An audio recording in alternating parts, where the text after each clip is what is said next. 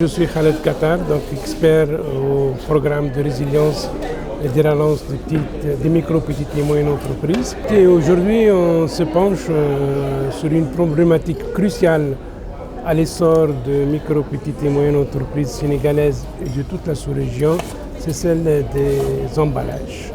Comme vous le savez, le Sénégal ainsi que les pays de la sous-région sont connus pour le potentiel agricole qu'elle dispose et le potentiel de transformation qu'elle dispose.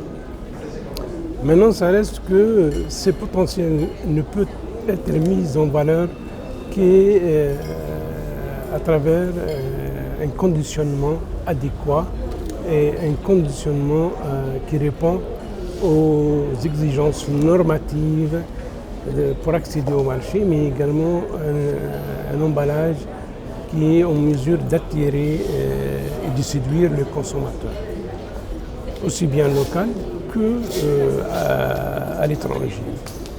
Donc cette question de packaging est une question à la fois primordiale, mais également elle est un peu compliquée, parce que les emballages, ça dépend du produit, donc c'est très diversifié. Donc on retrouve les emballages en papier, les emballages à base de polymères, les emballages métalliques, les emballages en verre.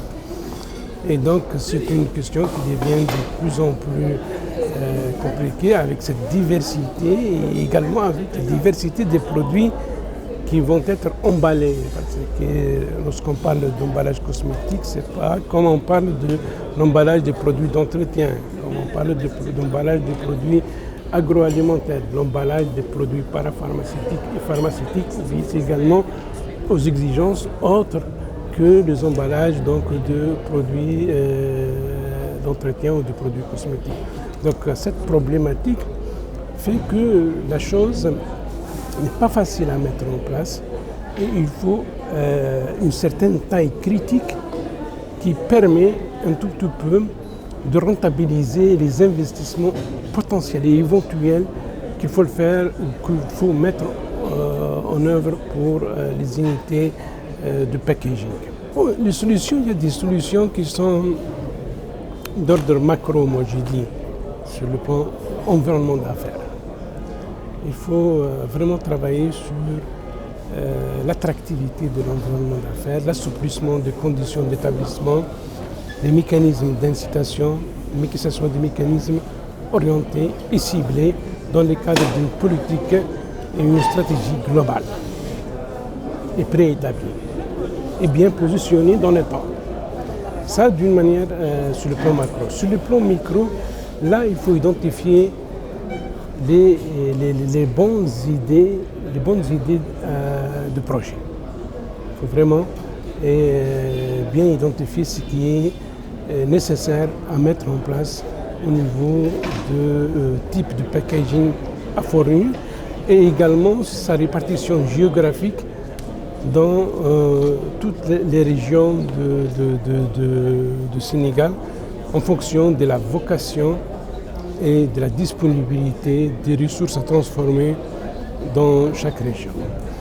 Donc si on arrive déjà à identifier les bonnes idées de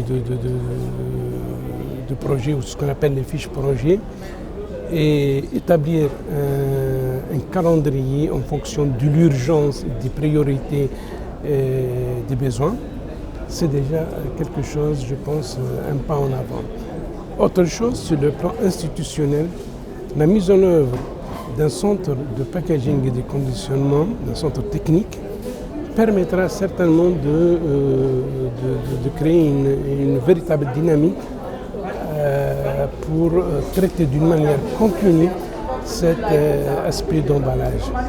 Parce qu'un centre technique, ça va permettre un tout petit peu, un centre d'expertise, mais également un centre d'analyse et de certification et un centre également de coaching et d'accompagnement en matière d'emballage. Je pense qu'une telle institution permettra de catalyser les démarches pour arriver à trouver les solutions adéquates pour le mieux, pour les emballages nécessaires aux opérateurs et notamment aux micro, petites et moyennes entreprises sénégalaises.